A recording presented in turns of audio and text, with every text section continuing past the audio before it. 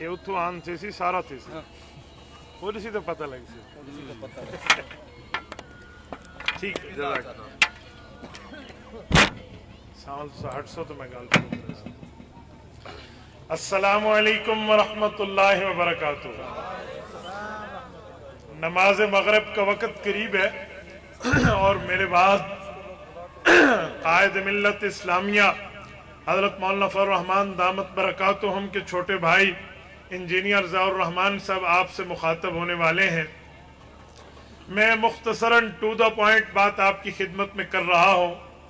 میرے دوستو، بھائی رفیع اور ان کے پورے گروپ کو ہم جمعیت علماء اسلام میں آمد پر خوش آمدید کہتے ہیں.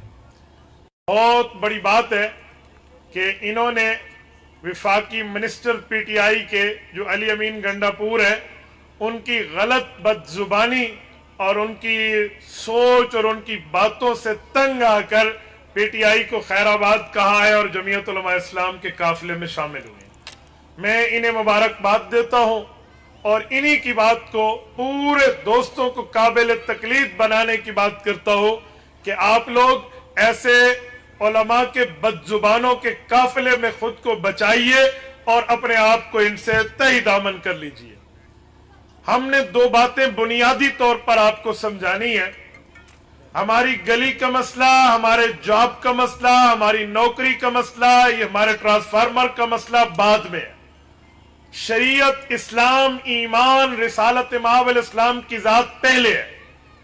پی ٹی آئی کی جماعت دو واسطوں سے دین پر اعتراض کرنے والوں کے ساتھ ٹھہرتی نظر آتی ہے. نمبر ایک، پی ٹی آئی کے چیئرمین زیک گولڈ سمتھ یہودی کے لیے ووٹ مانگنے لندن گئے ہیں اور ہم پچھلے 10 سال 8 سال سے ان سے یہ سوال کر رہے ہیں کہ تم نے زیک گولڈ سمتھ کے کمپین میں شرکت کیوں کی؟ عمران خان نے یہودی کے لیے ووٹ کیوں مانگے؟ انٹرنیٹ پر موجود ہے لندن کے میئر کے الیکشن میں یہ وہاں گیا ہے، کیوں گیا ہے؟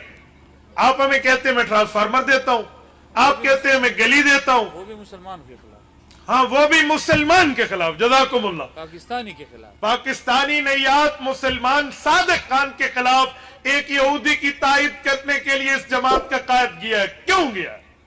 پہلا سوال. دوسرا، 2013 کے الیکشن میں نادیہ رمضان چودھری، ان کی لڑکی ہے لندن کی، یہ عورت مرزا مسرور جو مرزا قادیانی کا 5واں پوتا ہے اس کے پاس گئی ہے، اس سے ووٹ مانگے ہیں اور اس نے کہا ہے ہم تمہیں ووٹ نہیں دے سکتے کیونکہ جب تک یہ پگڑی والا مولوی قائد جمعیت کے لیے کہا ہے یہ موجود ہے تمہاری دال نہیں گل سکتی. میں پوچھتا ہوں آپ نے قادیانیوں سے ووٹ کیوں مانگے؟ آج علی امین گنڈاپور مجھے کہتا ہے کہ آپ میری ذات پر بات کرتے ہو. میں نے تیری ذات پر بات نہیں کی. میں تمہیں اس قابل نہیں سمجھتا کہ میں تمہیں سنجیدہ محفل میں زیر باس لاؤں. یہ یاد رکھنا، تمہارے معاملات کے لیے ایک اس سابقہ وائس کی کتاب ہی کافی ہے جو اس نے 400 صفحے تمہارے اوپر لکھ دی ہیں. مجھے نہیں ضرورت ہم آپ کی ذات پہ بات کریں.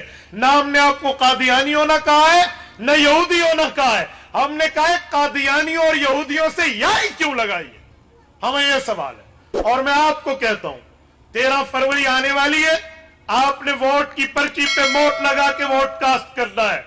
یاد رکھنا ہم گناہگار ضرور ہیں، خطا کار ضرور ہیں، پر ہم آقا انعامدار کے غدار ہیں.